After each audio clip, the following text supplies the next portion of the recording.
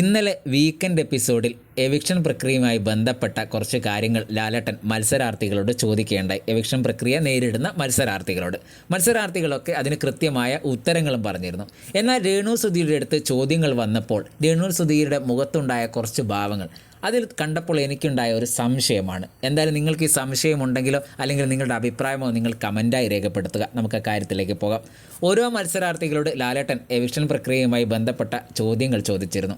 അതിലൊക്കെ ഓവർ കോൺഫിഡൻസോടുകൂടി ഞങ്ങളിവിടെ ഉണ്ടാവും, അടുത്ത ആഴ്ച നിർബന്ധമായിട്ട് ഉണ്ടാവും എന്ന രീതിയിലാണ് ഓരോ മത്സരാർത്ഥികളും പറഞ്ഞത്. എന്തിനേറെ പറയുന്നു, പുറത്തായ മത്സരാർത്ഥിയായ രഞ്ജിത്തും ഓവർ കോൺഫിഡൻസോടുകൂടിയാണ് കാര്യങ്ങൾ പറഞ്ഞത്.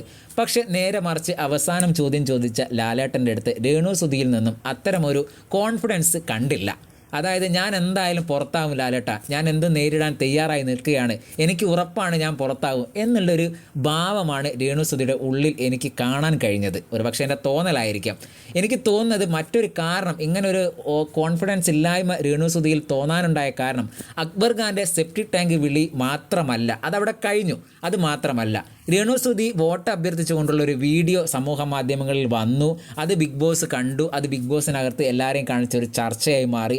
അതോടുകൂടി രേണു സുധിയുടെ ആത്മവിശ്വാസം കംപ്ലീറ്റ് നഷ്ടപ്പെട്ടു എന്ന് തന്നെയാണ് അതിൽ നിന്ന് മനസ്സിലാവുന്നത്. ആ ഒരു കോൺഫിഡൻസ് ഇല്ലായ്മയാണ് ലാലേട്ടൻ്റെ ചോദ്യങ്ങൾ നേരിടുമ്പോൾ രേണു സുധിയുടെ മുഖത്ത് കാണാൻ കഴിഞ്ഞത് എന്നതാണ് എനിക്ക് തോന്നുന്നത്. നിങ്ങളുടെ അഭിപ്രായം നിങ്ങൾ കമൻറ്റായി രേഖപ്പെടുത്തുക. അത്രയും ആത്മവിശ്വാസമില്ലായ്മ രേണു സുധിയിൽ നിന്ന് ഞാൻ ഇന്നലെ കണ്ടു. നിങ്ങളുടെ അഭിപ്രായം കമൻറ്റായി രേഖപ്പെടുത്തൂ.